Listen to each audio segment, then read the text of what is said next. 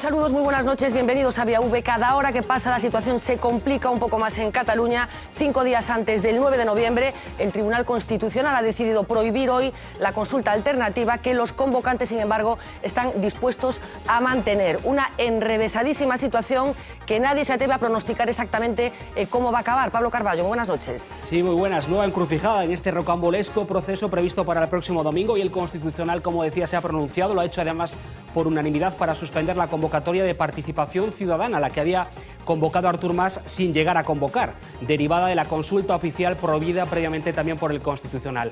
La Generalitat dice que va a seguir adelante y anuncia una demanda ante el Supremo contra el Gobierno central por vulnerar los derechos fundamentales de los catalanes. En el transcurso del programa esta noche, Gonzalo Caballero, muy buenas noches. Buenas noches. ¿Debe actuar o cómo debe actuar el Gobierno central ante lo que va a pasar el próximo domingo?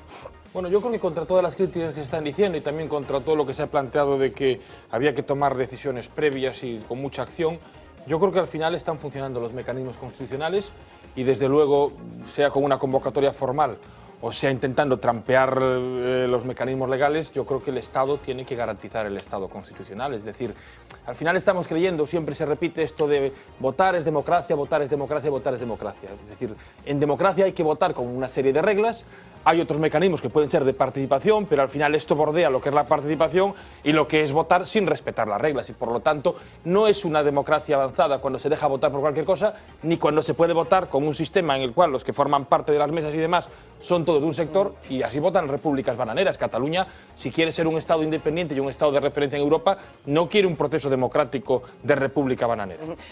Os pido una primera aproximación a este asunto que, como digo, vamos a tratar con detalle en el transcurso del programa esta noche. Roberto Blanco Valdés, muy buenas noches. Buenas noches. ¿Qué va a suceder el domingo? Porque esta es la gran pregunta. Parece que la votación se va a producir. ¿Cuál tiene que ser el siguiente paso que dé el Estado?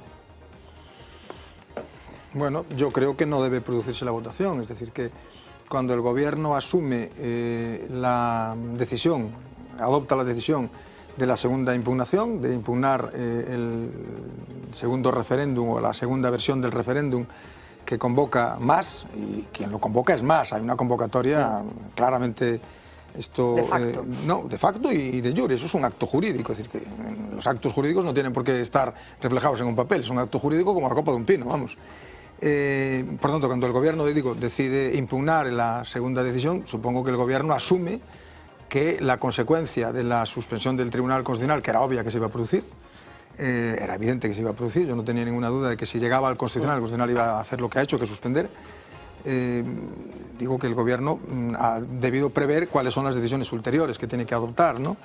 Yo creo que de la forma que sea, tiene que aplicarse la ley y el Gobierno... impedir que se vote? Sí, el Gobierno tiene que impedir que se celebre el referéndum, claro. Carlos Emeris, moi boa noite. Ten que impedir o Goberno que se vote, o Goberno central, quero dicir? Bueno, que eu creo que aquí falase moito de Estado de Dereito, eu creo que de Dereito ten pouco, máis ben eu creo que cada vez máis polo que se está vendo de dereitas, e esquecese que tamén debería ser social e democrático, non? Entón, un Estado democrático non é aquel no que se impide votar, un Estado democrático non é aquel que ten medo, verdade, a que saia un enquisado CIS ou a que os cataláns podan decidir e podan expor e expresarse libremente acerca de como queren organizarse como pobo, como queren e que relacións queren ter co resto dos povos de Europa e co resto dos povos do Estado. Entón, eu creo que esa é a primeira cuestión. Despois, decía que isto non se pode decir que seña un Estado de Dereito por unha razón. Porque, claro, é unha discusión que xa tivemos Roberto e máis eu noutro programa, finalmente o Goberno ten que ir ao Constitucional, como eu decía, pero que en vez de recurrir o que non hai, porque o que di a Lei Orgánica do Tribunal Constitucional é que pode recurrir disposicións e resolucións, aquí non hai ningunha disposición e non hai ningunha resolución, forzanse, por tanto, as leis, se quixera ser respetuoso, verdade, co marco que hai unha suspensión, habría un incidente dentro desa suspensión que se está decretada. Pero por que o fai desta maneira? Porque se forza un incidente de suspensión, tería que dar audiencia á Generalitat. E iso non se fai.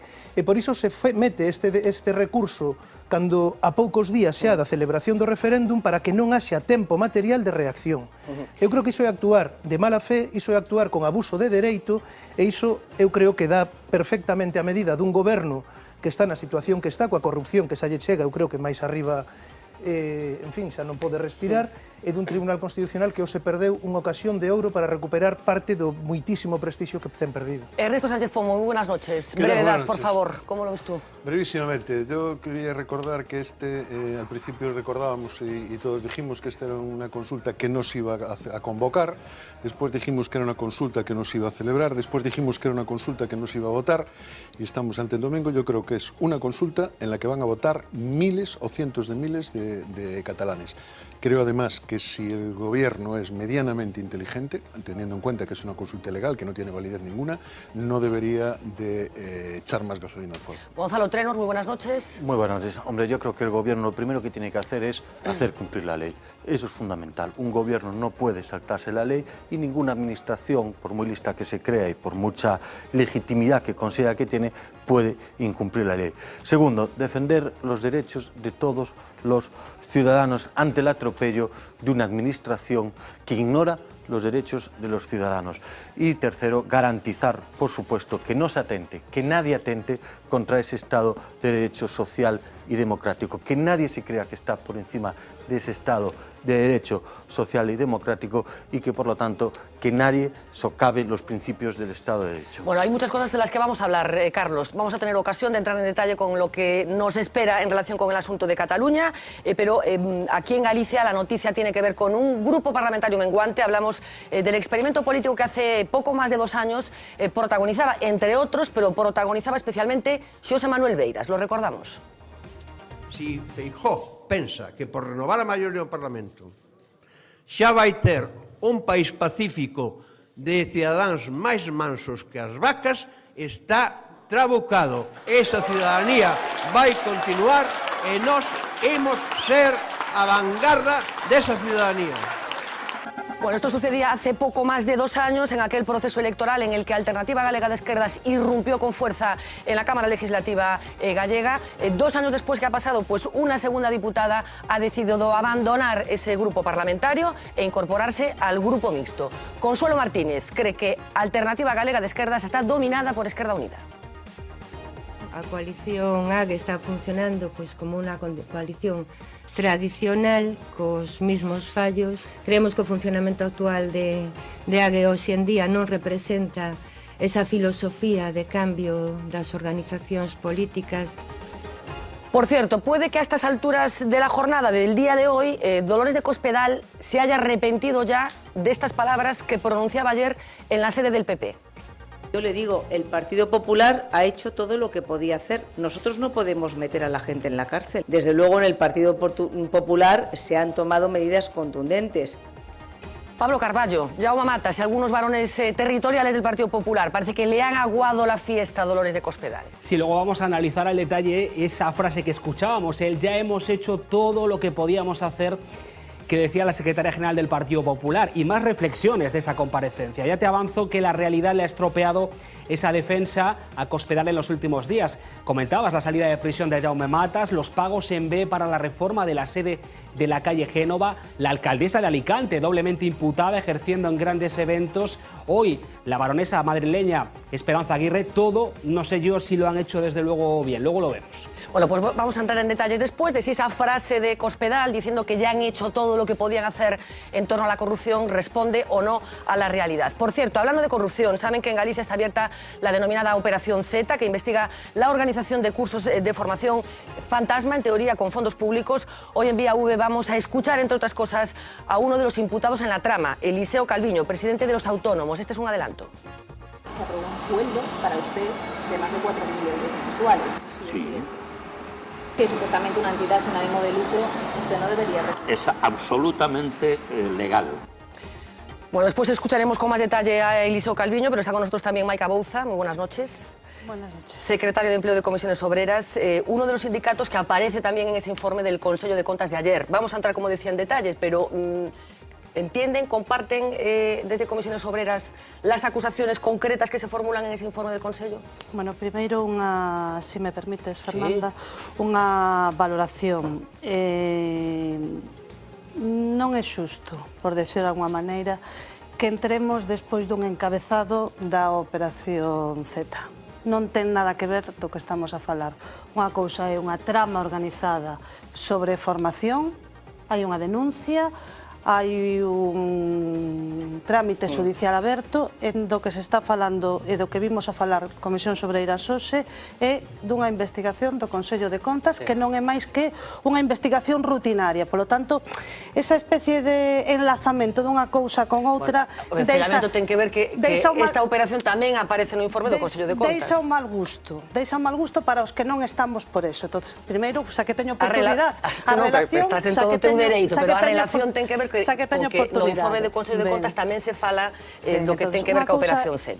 Pero é unha cousa, unha investigación judicial, inda que salga, isto é unha, digamos, auditoría que fai o Consello de Contas de uns determinados plans de formación durante uns determinados anos. Titular para empezar, porque despois entraremos en detalle, Maica. Titular para empezar, Comisión Sobreiras, xa no mes de abril, cando a Xunta de Galicia, a Consellería de Traballo, puso no noso coñecemento a valoración que facía o Consello de Contas, nos fixemos unha serie de alegacións que o que entendemos é que hai unhas diferencias técnicas que podemos falar a... Bueno, pois falamos dese informe do Consello de Contas que, como decíamos onte, se facía público, fiscalizou os cursos de formación para parados organizados por diferentes institucións no ano 2010, atopou 574 irregularidades en 70 cursos organizados, excepto por entidades diversas. Imos ver nesta peza cales son os reproches que se recollen nese informe do Consello de Contas, insisto.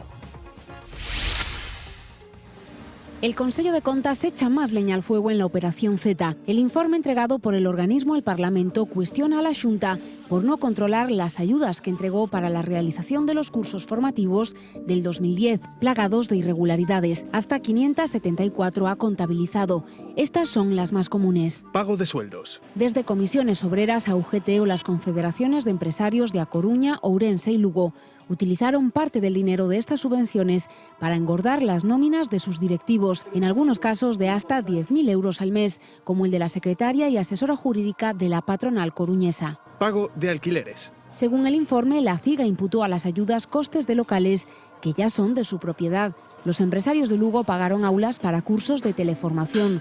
Los de Pontevedra aprovecharon el dinero para hacer frente a gastos de asesoría contable. El informe también destaca el alquiler de un taller mecánico para realizar cursos de cocina y hasta de buceo.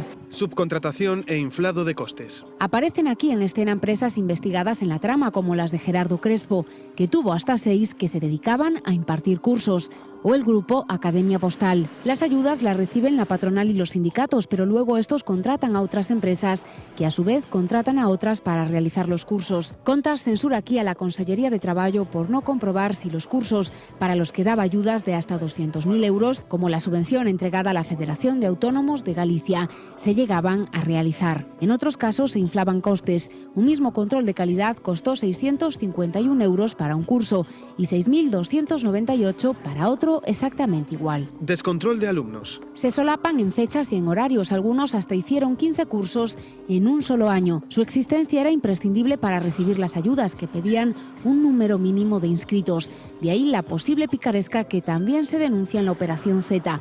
En un curso de comisiones obreras, 2 trabajadores del sindicato figuran al mismo tiempo como alumnos y docentes. ¿Cursos útiles? Cuando el paro ya alcanzaba datos dramáticos, muchos de estos cursos atendían más a los criterios de los centros de formación que los impartían que a las prioridades reales.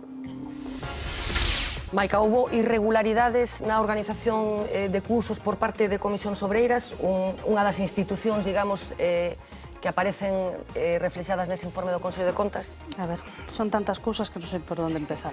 A ver, primeiro, ningunha das organizacións que sale aí mencionada, independentemente que cada unha de seu pai e da súa nai, eu veño a falar da miña, que se di nestes casos, é perceptora de axudas, como se di aí, a ver se nos centramos.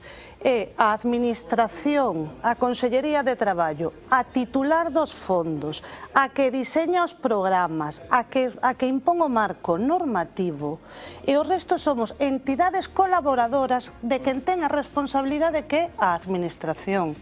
É importante saber eso, Logo podemos entrar ao detalle das cousas, pero quen ten a competencia de diseñar o marco, a norma, controlar, dictar o decreto, o que non se di en ningún momento, polo menos na nosa parte, eu non leín o do resto, bueno, primeira porque supemos que salía polos medios de comunicación, esa é outra parte que quería saber despois. Non houve ninguna comunicación oficial, ningún traslado, digamos, precisamente por eso que ten relación co que estou dicindo, é dicir, é a Consellería de Traballo quen recibe eses fondos e quen é auditado, e nós como entidades colaboradoras van a ver as entidades que colaboran ca administración, polo tanto, é a Consellería de Traballo cando ten coñecemento de que o Consello de Contas está auditando as súas entidades e lle chegan esas observacións ou como se queran chamar, en principio, pois é a propia Consellería que nos dá traslado a nós. Nos, a esas observacións ou como se queira chamar, que nos dá traslado a Consellería, nos facemos unhas alegacións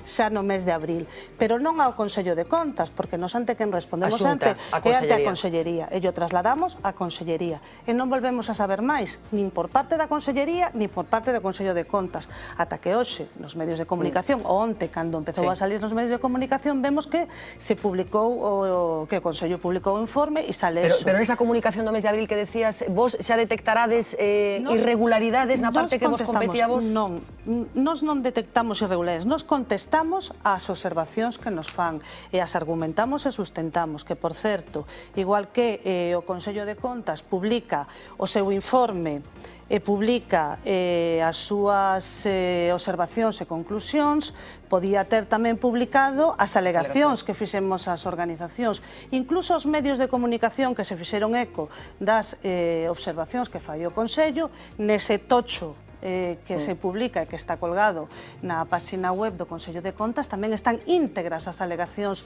que fixemos as diferentes entidades, están íntegras as que fixemos nós. Entón, primeiro dato, nós somos unha entidade colaboradora.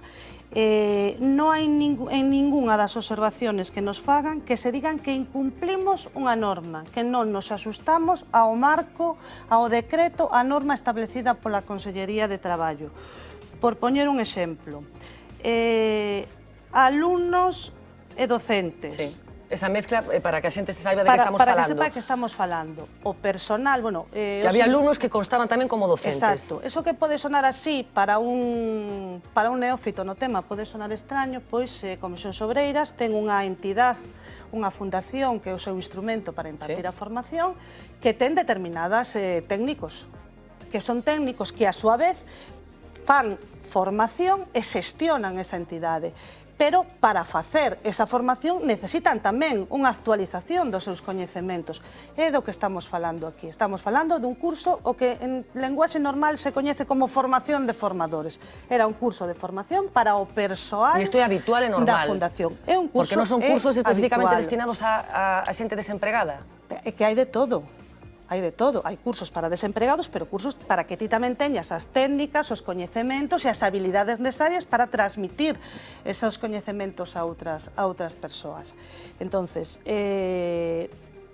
cando a muestra que se analiza, que non sei se veches, quitamos unha nota de prensa, non se analiza toda a programación, todo un ano, toda a cosa, se analiza unha muestra determinada e non se extrapola eso ao conxunto, o di ao informe do Consello. Nos nos limitamos a facer un análise dunha mostra que seleccionamos e non quere decir que eso se extrapole o resto. Entonces, que en todos os cursos había alumnos e docentes que eran a súa vez alumnos? Non, había un curso dos que nos analizaron. Que, ademais, ese persoal que estaba no curso é o que ten despois que xustificar esa subvención e facer a avaliación, por eso ten que aparecer en dúas veces, como alumno do curso e como o encargado de facer a xustificación do curso. Pero entendo que non son eses alumnos que tamén son docentes, non é do mesmo curso. A ver, hai, en ese curso que che estaba dicindo de formación de formadores, hai o persoal o que evalúa despois outros cursos Tamén, ese bueno, curso pero tamén, nese porque curso- non hai outro persoal. O sea, ti estás avaliando, digamos, En un un curso curso. do que ti eres docente e eres profesor. O sea, eres docente e eres alumno. Eres alumno e podes ser docente dunha parte, pero é un curso do que estamos falando, non na generalidade dos cursos. Por poñer outra cuestión, tema da subcontratación. Sí. Ben, vos decía, Comisións Obreiras pois ten o sindicato e ten ese instrumento. Ben, entonces, segundo a normativa da Consellería, nós somos entidades vinculadas, é dicir, somos a mesma entidade. O solicitante é o sindicato e quen executa esa formación é o noso instrumento que é a Fundación. Aí non hai subcontratación. Segundo a norma, o Consello de Contas interpreta que sí, pero a norma non o di. Entón, que dice o Consello de Contas? A partir de aquí hai máis contratos sucesivos. Eso contravén a norma, na súa interpretación. A norma non o di. Digo, entonces, por eso, o que fai... Pero fanse esas subcontratacións, porque xa se pode entender tamén Faise que a esa medida que se vai facendo subcontratacións, bueno, pues os cartos van quedando polo camiño, Faise digamos. esa subcontratación en aquelas cuestións que non se poden impartir. Pois, por exemplo, non se pode ter unha instalación de mergullo dentro dunha instalación e ti tes que subcontratar cunha empresa de mergullo as instalacións ou o equipamento, si se fan as subcontratacións. O que non se fai é ese excesivo porcentaxe de subcontratación que di o Consello de Contas, porque o que pretende o informe é cambiar o modelo que hai actualmente e facer que haxa unha entidade beneficiaria e que o resto sexa consideradas como entidades que non son a mesma, senón dependentes. Mais casos concretos que eu penso que a mellor forma de que entendamos de que estamos falando. Fala o Consello de Contas tamén que hai persoas que puido participar en 14 cursos distintos nun ano. Isto é posible? A norma o permite. O sea, que sucede, pero é raro. A ver, é raro, pois hai xente que, desgraciadamente, non estamos nun contexto no que a xente poda ter un emprego en canto sale da súa casa, por desgracia, e que a mellor maneira que ten de estar en activo e reciclarse e ter maiores coñecementos é facer cursos de formación. Si cumplen o perfil, están interesados no curso e a normativa non o impiden, sempre e cando non estén simultaneando dous cursos ao mesmo tempo, que eso sí que non pode ser. Pero eso tamén o conta o Consello de Contas. Tamén di que hai alumnos que están que teñen un certo don da ubicuidade, porque están participando en dos cursos distintos que teñen o mesmo horario. Non no vosso caso, pero que hai casos... No noso caso di que hai la pluriasistencia ao curso. E eso permite a norma. A norma non o limita. Hasta 14 veces, hasta 14 cursos distintos nun ano. É que non limita. Se ti tes un plan que dura un tempo determinado, se van salindo cursos, ti reúnes os perfiles e non hai outra xente que reúna mellores perfiles. Falan tamén, Maica, da utilidade dos cursos, de como se seleccionan, que tipo de cursos se fan para parados. No voso caso, no caso de Comisións Obreiras, por que decidides facer un curso de mergullo que estabas falando e non de outra cousa? En función de que se decide que os desempregados necesitan esa formación? Ben, volvemos ao inicio. A Consellería é a que diseña o escenario de xogo e dentro dese escenario de xogo hai unhas actividades priorizadas e dentro desas actividades priorizadas as entidades que solicitamos cursos de formación atendemos a esas prioridades e tamén a realidade do noso entorno. Pois nos temos unha determinada implantación xeográfica ou sectorial e atendendo a esas prioridades que nos dá a Administración nos encaixamos as súas cousas. Por concretar, que tipo de cursos organiza Comisións Obreiras? Con que materia? 4 ou 5 cursos específicos para que a xente que non participou nestes cursos saiba un pouco... Hai cursos de todo, desde oficiña, cursos de cociña, cursos de unha variedade e moi importante en atención sociosanitaria, que é o que agora hai máis demandado, cursos de ofimática, cursos de conducción, de carretilleiro, hai unha variedade de cursos. Pola vosa parte, dende o sindicato, fiscalízase a asistencia e a docencia deses cursos? Faise un seguimento, digamos, de como van funcionando? Sí. Nós temos un sistema de xestión integrado que desde que entra a persoa facemos o seguimento da asistencia ao cursos, dos que están, dos que deixas de estar, se non se cumple, se se deixa de cumplir. O que pasa? Que a Consellería non ten establecido un sistema de control das asistencias. Nós temos un sistema de control, o Consello de Contas suxire outro, pero que non hai un modelo formalizado para facelo, non é que non se controlen, por suposto, e que ademais é unha falacia pensar que se vayan a facer cursos con 4 persoas ou con 3 persoas, porque un curso ten un custo económico. Se ti non tes un número de persoas asistentes que logo os podas justificar que esa xente asistiu, non tes o retorno. Claro, o que insinúa o Consello de Contas é que precisamente a trampa, non digo no caso concreto de comisións, pero que a trampa pode vir un pouco por aí, de inventarse alumnos para captar... Pero eso non o di. Pero é o que deducimos, Maica, supoño, non? Pero eso, non. Eso se deducirá, pero na parte que corresponde a Comisións Obreiras non di en ningún momento que non se constatara que non hai alumnos. Comisións Obreiras fixo os cursos, fixo a formación que solicitou, justificou a formación e ten diferencias de carácter que nos entendemos de carácter técnico, derivadas fundamentalmente desa cuestión que vos decía ao principio, da dicotomía entre si Comisións Obreiras son os instrumentos, somos dous ou somos un só. Xa, canto cobran os docentes? Porque outra das cousas que apunta tamén o Consello de Contas, que hai docentes destes cursos que cobraban 4.000 euros ao mes, é así? Non di eso o informe. O informe di que hai diferentes imputacións e hai cursos que salen a un custo hora superior en función do número de alumnos. E aí é onde nos alegamos que nos lle presentamos ao Consello de Contas unha factura que lle faltaba unha cifra e non a quiso recoñecer despois, por eso salía ese custo hora superior. Pero canto cobra un docente por un curso? Ao que poña, depende das modalidades de cursos. Pero hai un curso hora, hai módulos hora en función dos diferentes cursos. Non hai un estereotipo. Non é o mismo o custo que ten unha teleformación, tal, non hai un... Estades convencidos en comisións que o control dos cursos de formación é o axeitado, que funcionan ben, digamos? Non, eu non dixen eso. Non, estou preguntando. Non, por eso, pero eu xa claro. Eu dixen que en comisións obreiras e en concreto no que está informando o Consello de Contas, no que a nos compete, nos exercemos un control exhaustivo de todo o que facemos en formación. Que non hai controles? Pois parece ser que non os hai, polo que están saltando os medios de comunicación. Evidentemente, a administración é a xestora dos fondos, é a titular dos fondos, é a que ten o marco normativo, e logo está na responsabilidade de cada entidade. Nós temos un proceso de control interno. Pregunto directamente porque se en lugar de estar ti estivera alguén de UGT ou estivera alguén dos empresarios, faría a mesma pregunta. Utilizou o sindicato en algún momento os cursos de formación como método de financiación? Non. Do sindicato? Non. A vista está, se non salerían nos informes. A formación son os recursos dos traballadores para mellorar a cualificación e a empregabilidade dos traballadores e das traballadoras. Non tería sentido, polo menos para a Comisión Obreiras, facer outra cousa. Bueno, temos esa entrevista que decía con Eliso Calviño para non mezclar churras con merinas.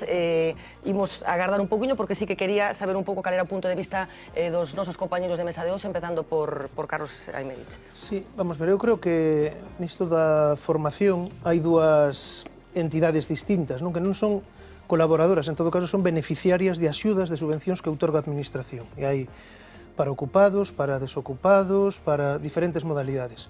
Digo que hai dúas realidades distintas. Por un lado están as asociacións sindicais e as asociacións empresariais que xestionan estes cursos, polo que se ve, non só aquí, especialmente no caso andaluz, pois tamén parece que hai algunhas irregularidades ou están pedindo a devolución de fondos, pero digamos que non son entidades creadas para obter subvencións.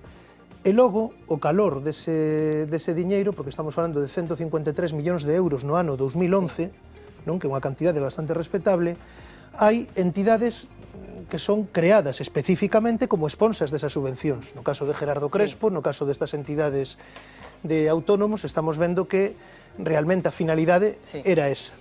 Que sucede? No caso dos sindicatos. Sendo dúas realidades distintas, no caso galego, as únicas irregularidades detectadas a tío de agora son na Confederación de Empresarios de Galicia. Vou citar os casos. Primeiro, o caso do señor Ramilo, Confederación de Empresarios de Galiza, había un burato de 1.000 millóns de pesetas daquelas, que aí sigue, e hai unha sentencia da Sala de Fiscalización do Tribunal de Contas do ano 2005, un suizo tamén por alcance, non, de fondos públicos, a Confederación de Empresarios por un importe aproximado de 1 millón, despois confirmada a sentencia en casación polo pero Supremo. estamos falando agora, Carlos, deste Isto informe do Consello de hai. Contas. Que sucede? Que eu a marxe disto, é unha opinión, estou en contra de que se privaticen as cousas. Entón penso que aquí estamos diante dunha responsabilidade pública, verdade, que é a formación de desempregados e de persoas ocupadas para mellorar tamén, non, a súa capacitación, e que non debería delegarse, non debería privatizarse esta actividade, desde logo non a empresas como as que vimos, de Gerardo Crespo e compañía.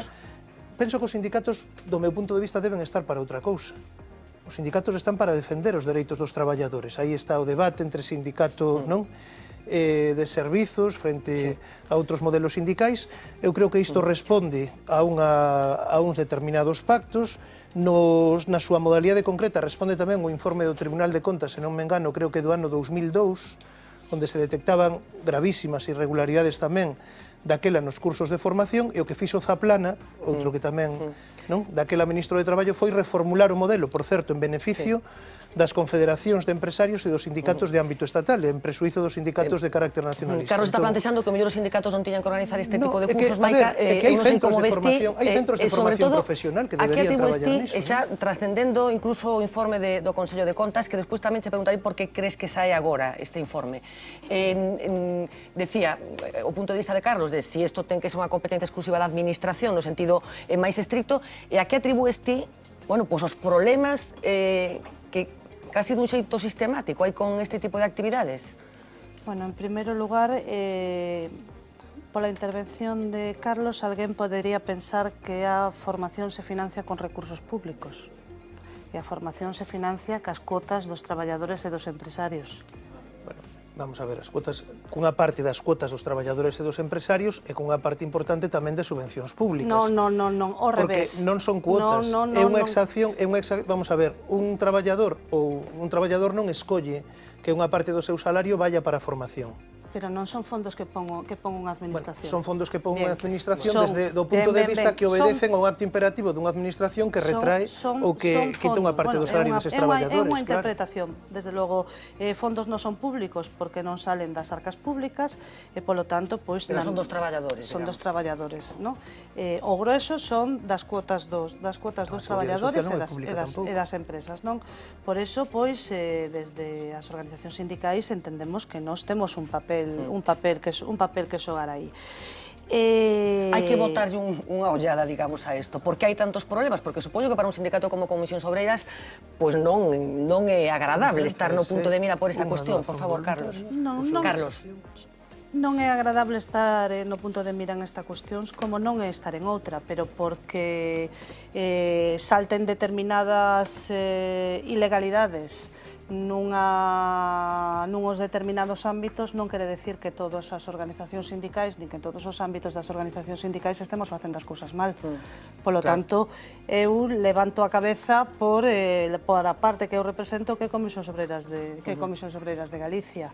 Que a formación é a nosa actividade principal? Non. Que é a onde destinamos os nosos recursos? Non. Que é a nosa finalidade? Non. Que temos que renunciar a ela?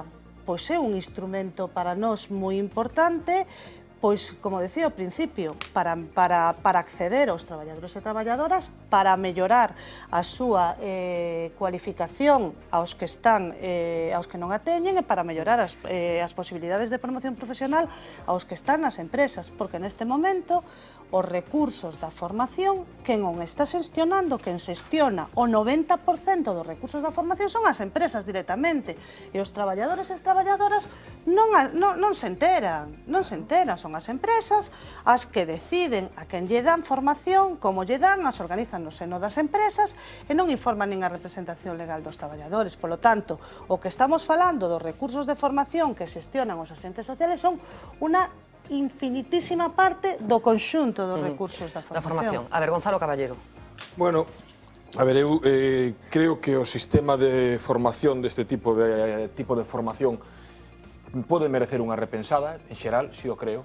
creo que pode ter un problema, en primeiro lugar, de eficiencia, é dicir, de ata que punto consiguen os obxectivos que se plantexan este tipo de cursos de formación. En segundo lugar, creo que tamén hai un risco patente, que algúns exemplos poden amosar na realidade, de que hai actividades de financiación irregulares vinculadas a este tipo de cursos e demais.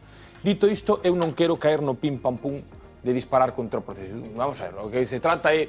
A cuestión da formación é unha cuestión moi complexa, no nivel de eficiencia é algo moi complicado de diseñar. Estes cursos son cursos, ademais, de duración curta ou breve, moi especializados, que teñen que diseminarse por todo o territorio, de forma que incluso a poñer a administración a formar cursos, a preparar cursos de formación especializado con persoal, supoñamos que a tempo completo ou con dedicación indefinida para poder profesionalizar sería algo tamén moi complexo.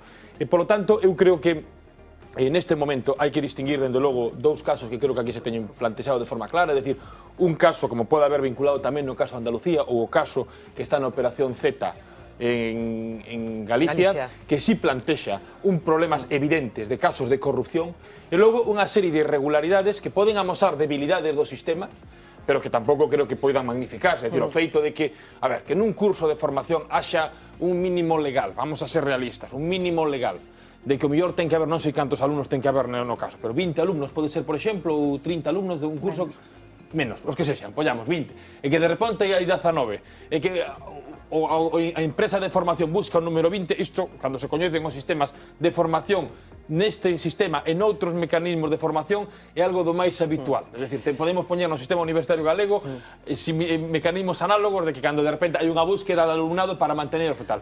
O cuestión, e creo que onde, máis que caer no pim-pam-pum de poder criminalizar, desde logo hai que agradecerlle a Maica, claro, a Maica que veña aquí nun momento complicado a dar a cara a explicación. Eu creo que máis alá da defensa do caso, da cuestión de todas as alegacións que teñades feito, eu creo que a mellor defensa que lle podedes facer ás asociacións e aos sindicatos como instrumentos de formación é poñer en positivo ata que punto a formación que imparten os sindicatos a través destes cursos permiten que unha porcentaxe salientable dos individuos que siguen eses cursos consiguen, non sei se unha recolocación laboral, porque eso é altamente complexo, pero sí, cando menos, unha mellor formación que lle posibilite o futuro. Aclarar, efectivamente, Comisións Obreiras foi o sindicato que fixo, se publica unha nota de prensa aclarando os detalles dese informe do Consello de Contas, e efectivamente Maica está aquí xe dando a cara, o sea que efectivamente isto hai que poñelo en riba da mesa. E esta cousa que estaba plantexando Gonzalo, pois tamén se pregunta moita xente ata que punto valen estes cursos de formación para reinsertar no mercado laboral a xente que está no paro, que, como todos sabemos, é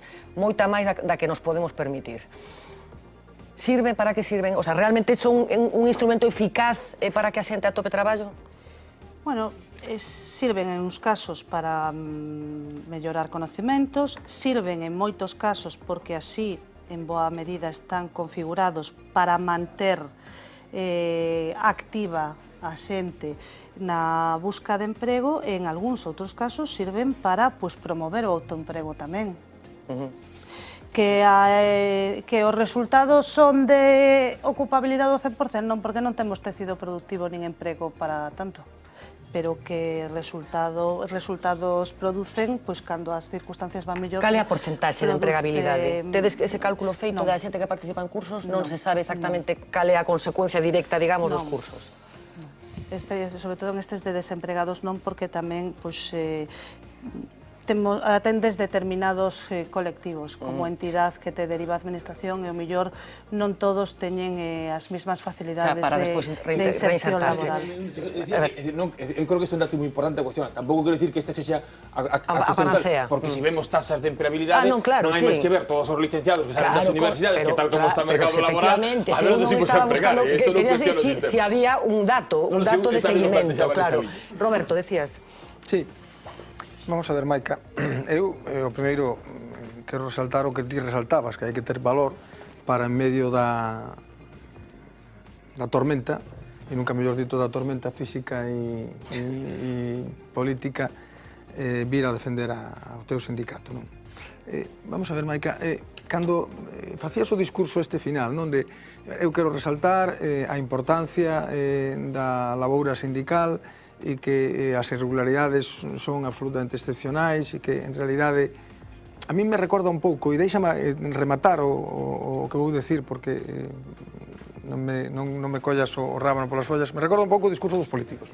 Este discurso, en realidade, cando se descubre calqueira irregularidade, en realidade estas irregularidades son a excepción, en realidade os políticos, a inmensa maioría dos políticos son honestos, levamos escoitando estes días isto unha e outra vez, non? Por que digo isto, Maica? Porque hai un rum-rum, dende hai moito tempo, dende hai moitos anos, de que os cursos de formación son unha forma de financiación irregular dos sindicatos e das asociacións empresariais. Este é un rum-rum que tú sabes, como a min, que hai dende hai moitos anos, que funciona dende hai moitos anos. E este rum-rum, que funciona dende hai moitos anos, como hai un rum-rum de que se cobran comisións, de que se cobran porcentaxes por obras, etc., é un rum-rum ao que se engaden nos últimos meses ou nos últimos anos casos de escándalos vinculados á formación de traballadores. De escándalos absolutamente impresionantes como dos seres de Andalucía. Por tanto, a miña pregunta, que é unha pregunta e é unha, diríamos, é unha chamada de atención, as dúas cosas ao mesmo tempo, é: non sería bo, Maica, que os sindicatos, que son unha peza fundamental para o funcionamento das relacións productivas nun país moderno, diríamos, fixeran a autocrítica necesaria para saber se estamos efectivamente ante unha situación que é manifestamente millorable, pola eficiencia, pola xestión, pola transparencia do funcionamento. É dicir, que en realidade non merece a pena facer un esforzo de autocrítica aos sindicatos, ás asociacións empresariais e, por suposto, a administración, que organiza os cursos, para saber se efectivamente estamos diante dun problema que temos que resolver antes de que se convirta nun escándalo absolutamente incontrolable.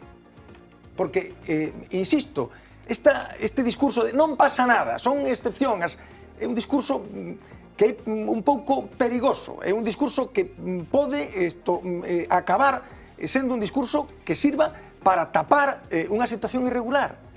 Non é normal que haxa un rum-rum e que non haxa nada. Eu non sei se as 574 irregularidades que descubre o Consello de Contas son todas relevantes, pero é extraño que haxa 574 irregularidades. Non é normal.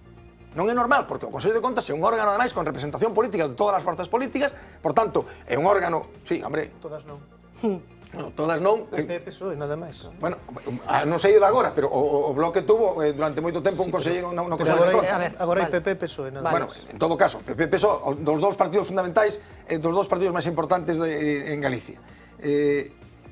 Non paga a pena, Maica, dedicarlle un esforzo a saber se realmente se están facendo as cousas ben? Maica. Sí. Digo en defensa dos sindicatos, non para meterme cos sindicatos, que quede claro. Tres cousas. Unha, nós si hoxe estamos aquí porque non temos nada que esconder. Si tiveramos que esconder non estábamos aquí. Dúas, invito vos a que leades o informe, porque polo que escoito non se leu. Si se leera... Maica, non me estou referindo só ao informe. Non, eu non te interrumpín. Perdona. Gracias. Si se leera o contido e a trascendencia das irregularidades, eu falo das miñas porque eu sou sincera, o resto non as leí. Non as leí porque eu desayuneime co informe, ca noticia de prensa, e fun a mirar como calquera a internet, baixarme o informe e fun o meu, o resto non o mirei. Entonces, se vería o calibre. No noso caso, non teñen trascendencia, non son relevantes. Non son relevantes. E ningunha deixa ver que non se fixo un curso, que non houve alumnos, que non se utilizaron os fondos de formación para o que había que utilizalos. Polo tanto, eu, sobre o resto, non podo opinar. Un segundo. E sobre aquelas cuestións que a miña organización fixo mal, as denuncio antes que ti. E que depuren responsabilidades no interno da miña organización, en a xusticia tamén. Pero do resto, do que non temos, estamos aquí. E outra cousa, non é demasiada casualidade que nun momento no que está aberto o debate sobre cal vai a ser o novo modelo de formación, salgan todos os males a palestra e resulta que os axentes sociales somos xuiz e parte, somos os malos da película e ora os bons van a ser os centros de formación, que non deixan de ser empresas, que van a ser as que estén na impartición, as que estén no deseño, as que estén tal. Que casualidade, non? o deixo aí. Pero este debate máis profundo, máis amplo que decía... Se é posible, Maica, das 574 irregularidades que din o Ciego Sello, cantas afectan a comisións? máis ou menos, Deben de ser unhas 15 ou así. Unhas 15, o cal quere decir que hai, das 574, quere decir que hai en torno a 550 que non biches. Non. Gonzalo está petando na porta. Déixame que escoitemos, a ver, deixademe que escoitemos os que ainda non falaron. A ver, Ernesto. Vamos a ver, yo non he leído o informe, Maica, non o vou ler porque non me interesa as irregularidades que haxa. A mí me interesa un pouco como Roberto, a sensación xeral que ten o ciudadano de que detrás dos cursos de formación, non me estou a referir nin a comisións obreiras, nin a ninguén en especial, pero estou falando en conxunto. É evidente que como sindicato estades aí incluídos, é dicir, como está o GT, como están as asociacións empresariais. Mira, hoxe mesmo se descubría parece ser que unha das fontes de riqueza do sindicalista asturiano Fernández Villa eran os cursos de formación. É dicir, detrás dos cursos de formación o que hai debe de ser unha corrupción, porque xa que estamos impregnados dela, unha corrupción manifesta e evidente. É dicir, é que non hai un control por parte da Consellería, en este caso, que quen tiña que ter o control. Pero se non hai un control, se non hai un control e os cartos fluyen con tanta facilidade e con tan importantes cantidades, imagino que en algún momento habrá que poñer coto a isto. Eu vou máis alá do que pide Roberto, de unha reflexión. A mí é que non me vale a reflexión. Podemos dicir o que queiramos, son cartos públicos, son cartos de todos os cidadáns, e son cartos que se dedican á formación, como ao mellor había que dedicar a outra cosa. E despois, o que lamento profundamente de verdad, e non me estou a referir, desde logo, Maica, a este caso, pero o que lamento profundamente é que os sindicatos, que son os representantes dos traballadores, pois por Andalucía, por Asturias, por Galicia ou por donde seña, aparezcan sempre metidos nas irregularidades dos cursos de formación. Insisto, dá a impresión desde fora, desde logo sin ler o informe ese, de que os cursos de formación son unha irregularidade absoluta e total en todos os sitios e en todos os ámbitos. Maica. Sí. Parece que non hai empresarios afectados por o tema nin implicados. Non, digo, porque todos os exemplos que está dispoñendo son... No, pero además vou che dicir unha cousa, Maica, mira, xa que falaste tú dos empresarios, déixame nada máis que che diga unha cousa, mira, déixame que che diga unha cousa nada máis, mira, é que a mí que os empresarios estén, me resulta casi normal, o que me resulta moi anormal e moi chamativo é que estén os sindicatos, sabes? É dicir, a mí que estén os empresarios me resulta casi... É dicir, casi lóxico, non? Nas irregularidades, dis? Sí, nas irregularidades, claro. Sí, é que é reiterativo. A verdade, o debate... No, pero Ernesto insiste en algo que antes non quedou exactamente claro. Esa sensación de que se precisa un certo debate profundo por parte dos sindicatos en relación con esta actividade, que nos leva dando certos sustos dende hai tempo, non? Sí, pero bueno, esta como outras. O sea, ti como representante do sindicato aquí en Galicia, como unha persoa que coñece moi ben os mecanismos dos cursos de formación, non crees realmente, bueno, que o mellor é a hora de repensar o que se está facendo con esta actividade, porque parece que os controis son tan pouco rígidos que permiten que haxa xente que acabe embolsando cantidades importantes de diñeiro, non? Que proceden dos cursos de formación. A paradoxa é que, dito así, parece que todas as organizacións e as entidades que imparten formación pois que teñen un saco debaixo da mesa e que navegan na abundancia, non? E a realidade da formación dos que vivimos no día a día da formación pois non ten nada que ver co que estamos aquí falando. A realidade é que desde que sai unha convocatoria publicada no Diario Oficial de Galicia e as entidades concurrimos a ela, empezamos a impartir os cursos de formación que nos conceden, hasta que nos retornan esa subvención pasa un ano. Bueno, pero se solaparan cas anteriores, durante ese ano, as entidades temos que ir adiantando todos os gastos que supón esa formación. Pero, Maica, de verdad, nada de autocrítica en relación con este asunto. E xa non falo especificamente como Comisións Obreiras e moito menos como Comisións Obreiras Galicia. Falo do sistema. Pero podo acabar? Sí, por suposto. Gracias. Entón, que hai miserias, xa o dixen, que hai miserias, eso dixen, a vista está, e hai organizacións, dixen do meu sindicato, e que haberá que facer os controles que haxa que facer, que lle corresponden á administración, o dixen ao principio, e que cada entidade deberá de facer como nós nos impusemos a facer, pero que tamén quero que quede aquí constancia de que o sistema de formación non é gratis, que ten un custo para aquelas entidades que realmente se implican en facer a formación. É dicir, se nós decidimos facer formación, ten un custo. Cantos cursos fai Comisión para Sobreiras ao organización? Non sei cantos cursos fai, facemos moitos, pero 100, 1000, pero 3000. todos os cursos que facemos temos que anticipar os recursos que percibimos un ano despois. Eso require de unha financiación bancaria, que é difícil, que ten uns custos que a propia formación non asume. Polo tanto, eu non quero que quede só o discurso de que hai uns cantos chorizos e algúns poden estar en sindicatos, outros poden estar en organizacións empresariais ou en outras entidades, vale, pero as entidades e as organizacións que se pringan e fan formación teñen un custo económico, e Comisión Sobreiras o ten. Non só non ten persoal imputado, Comisión Sobreiras de Galicia, imputado a formación, senón que para facer a formación a que se compromete a facer, ten un custo económico, e o custo financeiro derivado de un ano que se tarda en de que sale unha convocatoria e se ten o retorno. O sea, para que nos entendamos, perde cartos Comisión Sobreiras que a formación? Sí. Perde cartos. Gonzalo.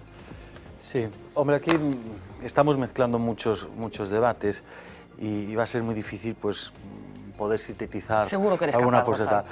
No, no te creas. Mira, hace un mes la Organización Internacional del Trabajo en España presentó un informe precisamente diciéndonos que había que avanzar en las reformas estructurales del país, por un lado para restablecer el flujo de crédito hacia las empresas y las familias, muy importante para estimular la demanda interna. Hablaba también de otro tipo de reformas que se afectaban más a la competitividad, como podía ser en el ámbito energético en concreto, la reducción de la administración. Y también apuntaba a que hacía falta una modificación, una reforma en profundidad de todo lo que afectaba a las políticas activas de empleo y a la formación de los propios trabajadores, no solo los trabajadores, incluso de los jóvenes, ¿no? Entonces, bueno, yo creo que es un debate muy interesante. Hace años que ya lo había, pero parece que cada vez es clamoroso la necesidad de abrir un debate en ese sentido que sea, pues, muy serio y que realmente, pues, nos permita, pues, tomar unas decisiones de carácter de gobierno que permitan, pues, mejorar la formación de nuestros trabajadores. Dejadme porque, insisto, Maika, no pretendo mezclar una cosa con la otra. Efectivamente, hay una singularidad por ser clemente que tiene que ver con la Operación Z, que es que está judicializado. Hay un juez que ha decidido que hay irregularidades punibles en la organización de cursos vinculados a una determinada empresa de la que, como saben, era propiedad Gerardo Crespo, con varios imputados. Hablábamos con Gerardo Crespo hace unos días y hoy lo hemos hecho con otro de los imputados, Eliso Calviño, presidente de los Autónomos, que esta mañana mantenía un encuentro con nuestra compañera Paloma Ferro, a la que le contestaba cosas como estas. ¿Ustedes hacían los cursos por los que recibían esas subvenciones, sí o no? ¿Se hacían esos cursos o no se hacían? Bueno, esa, para mí, para el señor Calviño, eso es una ofensa. La pregunta lleva intrínseca una ofensa. Naturalmente que hacíamos los cursos, para eso eran las subvenciones. Naturalmente que hay que justificarlo, porque si no lo justificas no te envían el dinero. Eso es de perogrullo. Aquí se están diciendo cosas que no hay quien las entienda. Cuando Gerardo Crespo terminaba un curso, yo tenía en mi oficina una supervisora autorizada por la Fundación Tripartita para revisar los cursos. La primera irregularidad fue la forma de dar los cursos. O sea que la primera irregularidad se cometió en la Consellería de Trabajo. Porque los cursos habría que publicitarlos, se dieron 5 cursos a dedo. Pero lo que no entiendo yo es que el mismo día que tenían que iniciarse los cursos a las 5 de la mañana, a las 8 de la mañana, que ya hubiera un inspector a la puerta del local o del aula en donde tenían que empezarse los cursos. Eso para mí es muy extraño. ¿Me está diciendo usted que la Xunta les tendía trampas?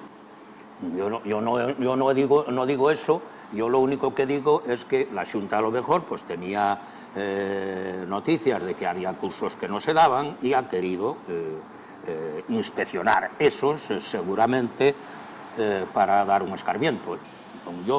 El trato mío con Gerardo ha sido un trato de proveedor y de impartidor, un trato correctísimo y nada más. Y a partir de ahí, pues todo lo demás yo no tengo ni idea si pasó, si no pasó, si lo cuentan, si había algún interés en arruinar a Gerardo.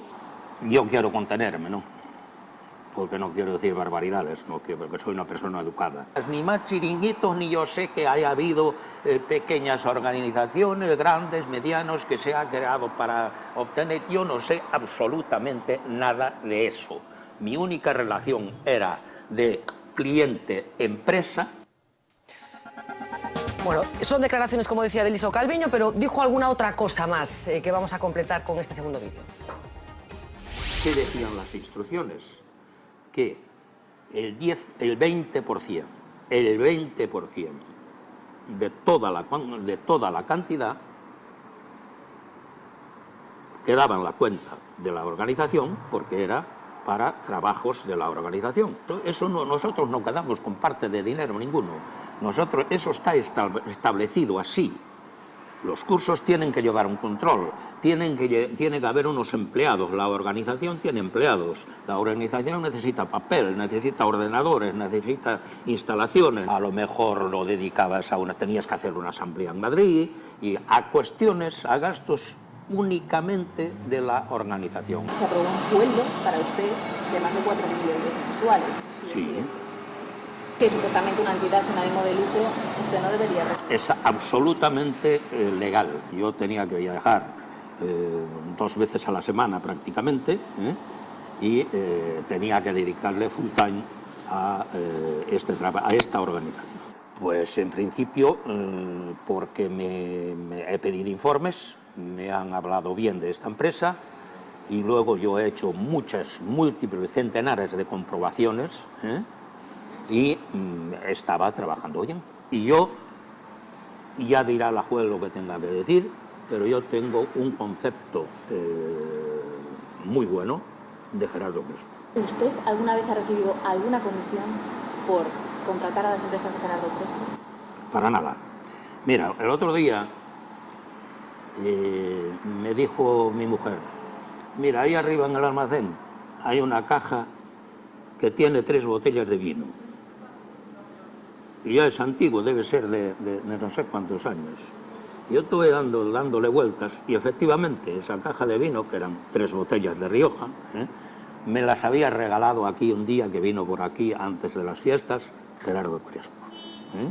Hemos comido veces juntos para hablar de la marcha de los cursos y si había que hacer algún refuerzo, pero nada más que eso. Eso es toda mi relación con Gerardo Crespo. ¿Usted cómo cree que se va a resolver todo esto? Usted me dice que es inocente. Me dice que soy inocente. Sí, absoluto, vamos. Bueno, declaraciones para V Televisión, para Vía V de Eliso Calviño, en este caso representante de una organización empresarial, de los autónomos que contrataban con la empresa de Gerardo Crespo estos cursos que en este caso sí están siendo investigados por la justicia porque se sospecha que muchos de ellos ni siquiera llegaron a celebrarse y que se trataba de una trama, digamos, para quedarse con dinero público. ¿Querías apuntar algo más, sí, Gonzalo? Yo creo que en todo caso se defiende mejor en su línea argumental este imputado que Crespo, es decir, lo veo como una cuestión mucho más convincente. Yo simplemente quería decir una cuestión, porque estos casos no hacen referencia a sindicatos. Mientras estaba aquí, pues me escribe alguien conocido que me da toda la fiabilidad y que yo ni sabía y me dice, bueno, el gran fraude se da en las grandes empresas de formación. Contra este tipo de formación no caben muchos paños calientes si supieras cómo actúa una empresa concreta. En la que yo trabajé, esa sí que es una trama altamente organizada para hacer fraude con la formación. Lo sé porque trabajé allí y fui desgraciadamente copartícipe de ese fraude. O sea, empresas que reciben dinero de la administración para organizar que al final, cursos. en otra de estas empresas de las que están sonando en la trama esta de aquí, no hay que ver con un sindicato, y que al final esto nos da muestra de cómo... A ver, la duda de los sindicatos ha sido siempre si los sindicatos se han financiado ilegalmente en parte con esto lo ha habido, algunos casos tal. Aquí en Galicia... Algo tiene que funcionar mal para que un sindicalista, que es una persona, es un personaje histórico, no es Marcelino Camacho, pero es casi Marcelino Camacho. El líder de comisiones obreras. Bueno, yo creo que eso es un nivel más. Sí, pero yo creo que es un nivel más. Yo creo que a ver, lo que ha estado siempre en la sombra es que haya una financiación ilegal. Es absolutamente inconcebible que pueda hacer esa fortuna. O sea, ¿cómo es posible, coño? Y estamos hablando, insisto, de una persona que tiene una importancia extraordinaria como líder. Pero yo estoy de acuerdo con eso, pero yo creo que ese es el nivel máximo. Es decir, la duda de lo que se ha sospechado generalmente es que haya habido financiación ilegal para la organización. En ese caso, aún se va a un nivel más en el cual es un caso de corrupción palmaria. En todo caso, al margen de los sindicatos, ya ves, como aquí un ciudadano de un pueblo de Galicia que yo conozco bien, me dice, yo he trabajado ahí, me pone los datos a continuación en una de esas grandes empresas que están sonando en el sumario, y al final lo que todos sospechamos es que al final pues este tipo de prorrateos de porcentajes en los sueldos y demás pues acaban permitiendo distintos mecanismos. A mí me sorprende moito eso que sale aí, porque ca cantidad de xustificacións, de controles, de procesos que nos temos que presentar unha contratación, a factura da contrata, que a empresa coa que subcontratamos este ao día dos salarios, os TCs dos traballadores, non sei que, a mí me sorprende, e o vou a deixar aí, que haxa quen poida facer esas cousas, non entendo. Que estás diciendo? Que hai beneplácito de la administración en algunos casos? Non entendo por que os controles son distintos en función de quen. Por que hai uns mecanismos de control e en algúns casos parece que non os hai. Te digo, se faz unha subcontratación, que é o que está falando, de subcontratamos. Se faz unha subcontratación... Los mecanismos de control non foron sempre los mismos. Un segundo, se tú fas unha subcontratación, ahora tens que argumentar que esa empresa que subcontratas está o día que lle paga os traballadores, que Entonces... Pero estos mecanismos de control non foron sempre los mismos. Eso te iba a preguntar ya para rematar, Maica. Falamos deste informe do Consello de Contas que auditou os cursos do ano 10. Son habituais este tipo de informes do Consello de Contas ou é habitual que todos os anos, por exercicios, digamos, se analicen os cursos e se chega a unha conclusión que non sei se estas cifras de irregularidade son as habituais, digamos? Non sei a primeira vez que nos tocou. É a primeira vez? É a primeira vez que aparece un reproche, digamos, en relación con algúns cursos? Eu entendo que en outras ocasións se limitaba solamente a entidade que é a Xunta de Galicia, e a Xunta de Galicia non me consta que nos reportara. Bueno, pois Maica Bouzas, insisto, muchísimas gracias por acompañarnos esta noite, por dar a cara, por someterse a todas as preguntas que eu e os meus compañeros consideran oportuno facerche. Nada, moita sorte, gracias. Imos facer unha pequena pausa de publicidade, moitas cousas no zurrón aínda para debatir esta noite, por suposto Cataluña, pero por suposto tamén esa vaga de corrupción que nos ten a todos atufados. Enseguida voltamos.